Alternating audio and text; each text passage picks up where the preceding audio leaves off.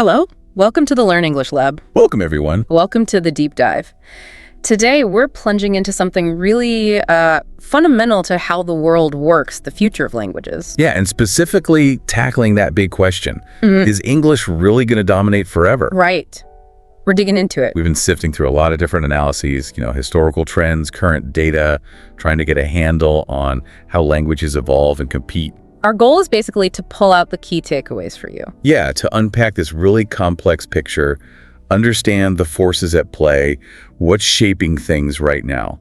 And maybe get a glimpse of what the linguistic landscape might look like, down the road. Because it feels like English is just everywhere. Business, pop culture, science. But is its top spot really secure forever? Let's find out.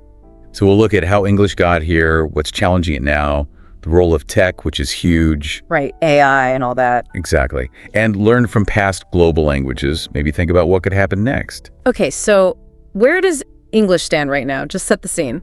Well, its status is pretty undeniable. We're talking over 1.5 billion speakers globally. Wow. Yeah, it's central to commerce, science, tech, culture. It really is a bridge connecting very different societies. Okay, so how did we get here? It wasn't always like this. What kicked off its global journey?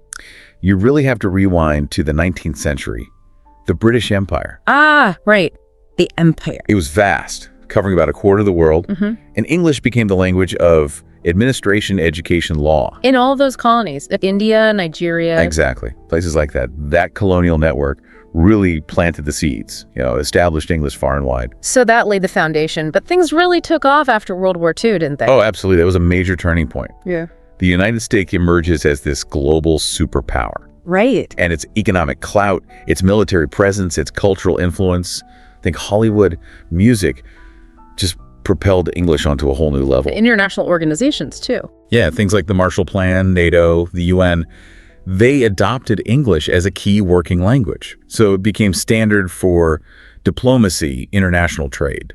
Okay, and then globalization and the internet hit. That feels like when its dominance really cemented for everyday people. Definitely. Globalization put it into overdrive.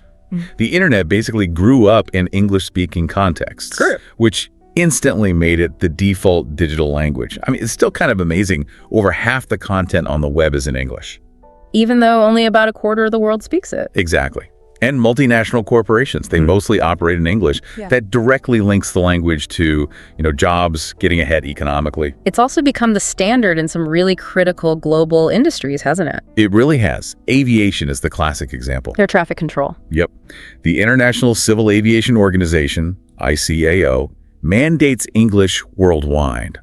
And that's not just for convenience, it's vital for safety. And there was that incident recently that showed why. Yeah, just last year, 2023, a potential disaster near Dubai was averted because a Brazilian pilot and an Emirati controller could communicate clearly. In English. In English.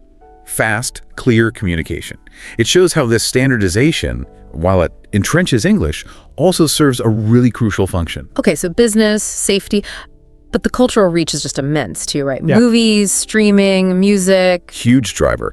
Cultural dominance is massive. Hollywood films go everywhere. Avatar, Marvel, you name it. Right. Streaming platforms. Netflix has something like 60% English content globally. Spotify's top stream songs, mostly English. It shapes what the world watches and listens to. Wasn't there a survey in Japan about this? Yes, exactly. A 2024 NHK survey found 80% of Japanese teenagers consume English language media every single day. 80%. Yeah. That kind of saturation creates this huge incentive to learn English, even if just passively through entertainment. Okay, so English is clearly the reigning champion right now. But you mentioned earlier, history shows languages don't stay on top forever. Yeah. What's starting to challenge English? Well, its position is strong, no doubt. But it's not absolute. Other forces are definitely stirring. The rise of other major languages is a big one. Okay, who are the main contenders gaining ground? Mandarin Chinese is impossible to ignore. Over 1 billion native speakers. Right. And China's economic growth is fueling its global influence. Projections show its economy rivaling the U.S. maybe around 2030. And things like the Belt and Road Initiative. Exactly. Right. That spreads Chinese business, culture, and the language.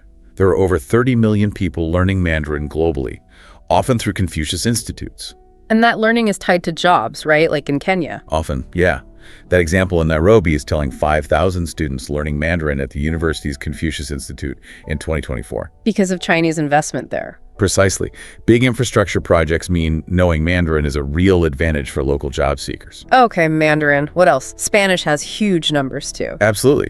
Around 500 million speakers, Latin America, Spain, plus the growing Hispanic population in the U.S. predicted to be near 19% by 2025. And Spanish media is getting bigger too. It is. It's gaining more international traction, definitely. Any other languages making waves? Well, you've got Hindi, 600 million speakers in India, tied to its growing economy and, Bollywood's global reach. Arabic, with 400 million speakers, is vital in Middle East finance and energy sectors. Okay. And Swahili is really interesting, emerging as a regional lingua franca in East Africa.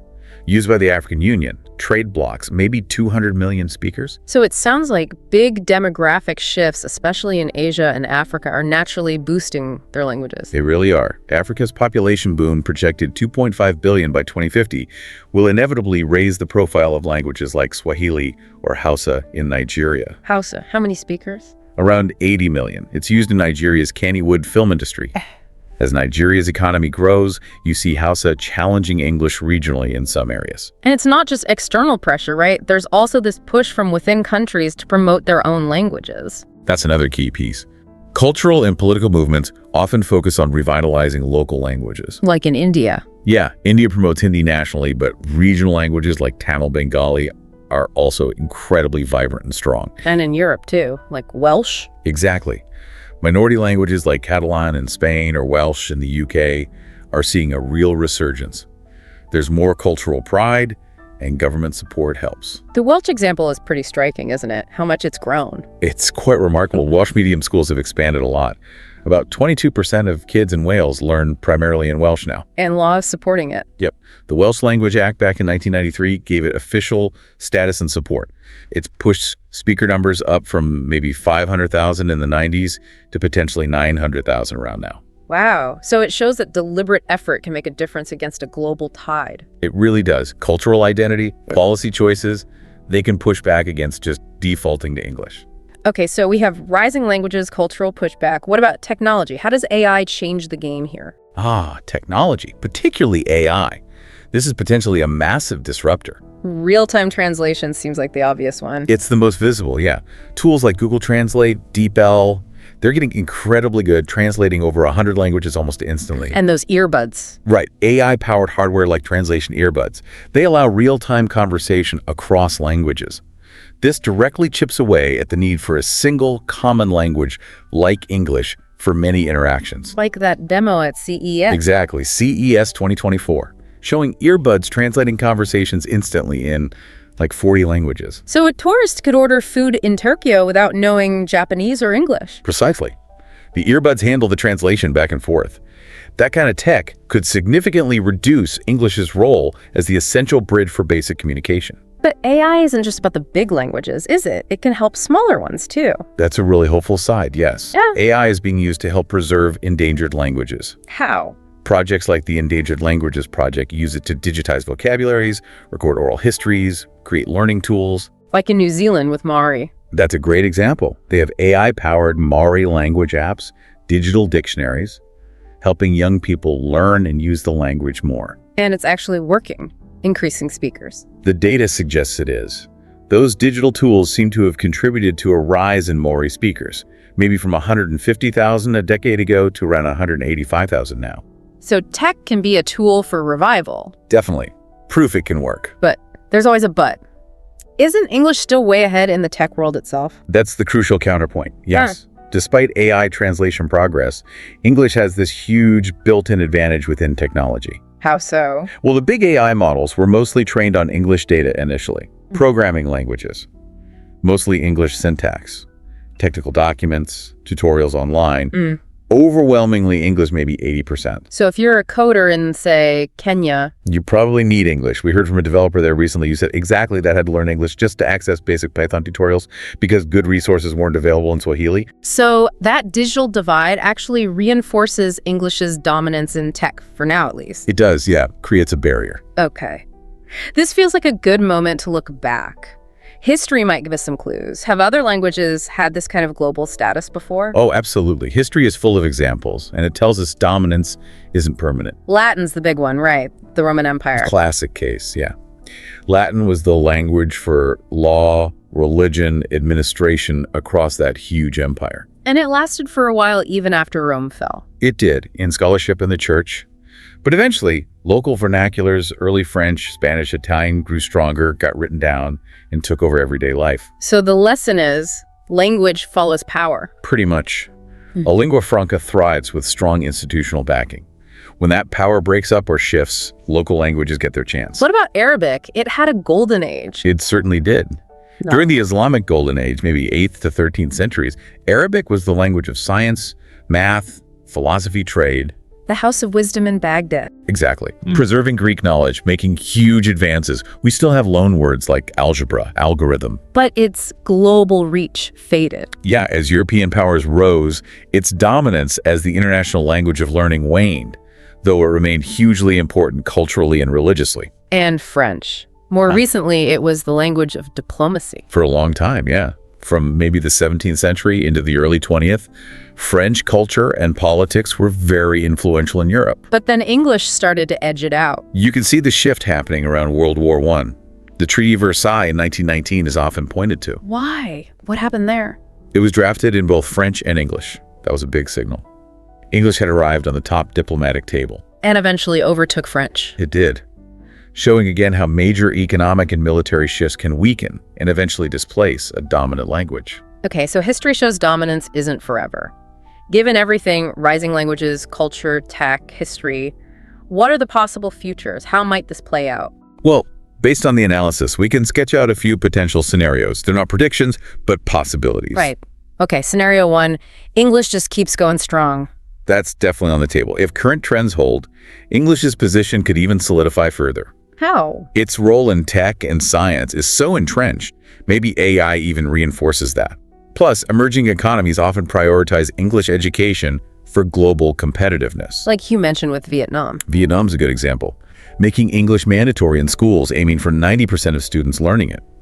Tech startups using it to get investment. Economic drivers can keep English on top. Okay, makes sense. What's scenario 2? Scenario 2 is more of a multilingual renaissance. Okay. Imagine a future where non-English speaking regions gain more global clout, economically, culturally. This could lead more bilingual or multilingual approaches becoming the norm. Like Canada's system. Maybe inspired by models like Canada's English-French system or Singapore's approach. Growing pride and economic power in Asia, Africa, Latin America could really elevate Mandarin, Hindi, Swahili, Spanish globally. Singapore manages multiple languages officially, right? Yeah, Singapore's fascinating. They use English as a common language, but actively support and promote Mandarin, Malay, and Tamil too. Most people are bilingual. So connect globally via English, but maintain local languages. Exactly. That kind of balance could become more widespread. All right. And the third scenario, back to technology. It is. Scenario 3 is basically language neutrality through technology. Meaning? Imagine translation tech gets so good, it's basically seamless.